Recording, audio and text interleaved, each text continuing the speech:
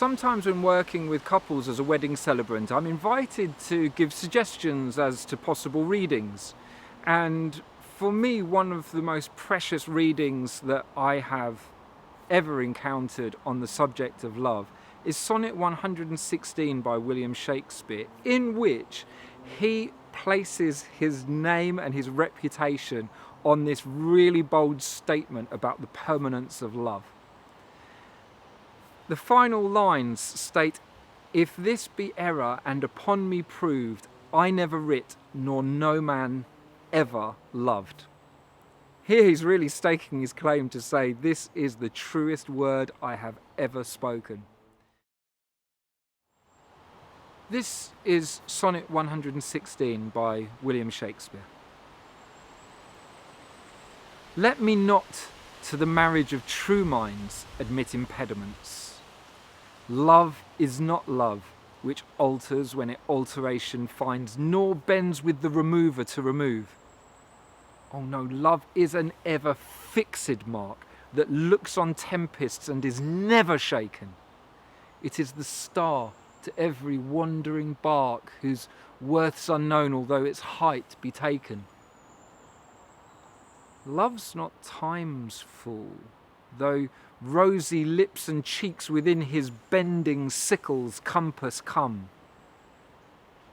Love alters not with his brief hours and weeks, but bears it out even to the edge of doom. If this be error, and upon me proved, I never writ, and no man ever loved.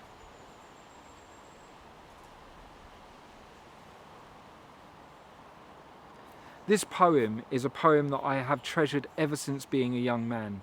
It expresses so much beauty about what it is, not just to be in love, but the nature of love itself. On this poem, Shakespeare stakes his entire reputation. If this be error, and upon me proved, I never writ, nor no man ever loved.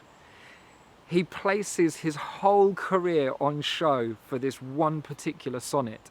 14 lines which help him to express without any hesitation what it is to be truly in love. But it's more than that, it's about what true love is in itself.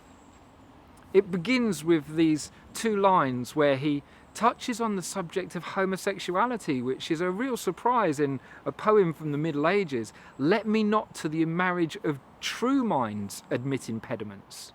True minds are people of the same kind, like and like. He was making a very bold assertion about the nature of love and how it was not affected whether you were big, small, or indeed of the same gender.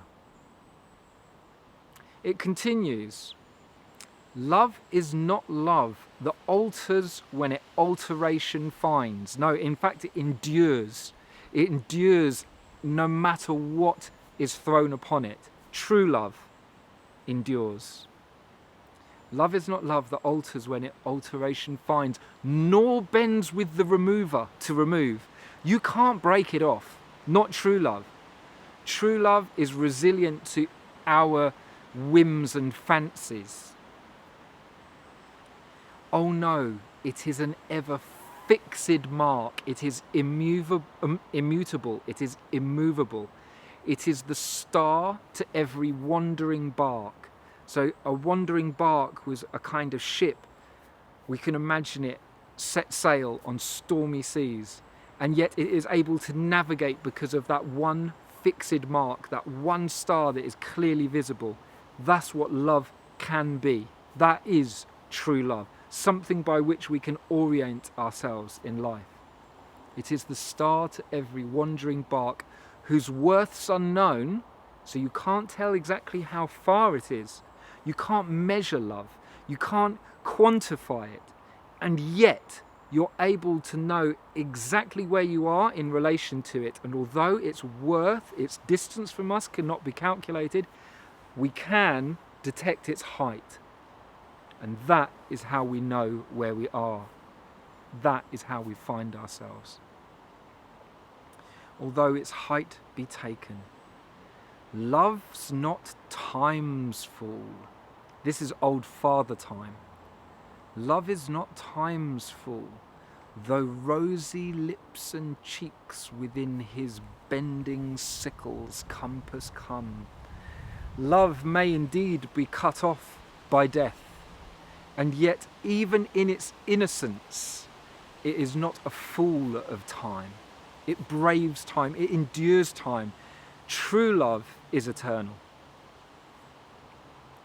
Within his bending sickle's compass come. And alters not with his brief hours and weeks, but bears it out even to the edge of doom. It endures to the end of time itself. And so, if this be error, and upon me proved, I never writ, nor no man ever loved.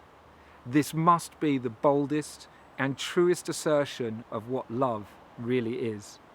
There are so many attempts to define love, to describe it, and many of them I find falling way short of this, which really brings an agreement and an understanding between two people as to what they're embarking on. If you can hold this image of love together in your hearts and minds, your love will never be conquered by anything.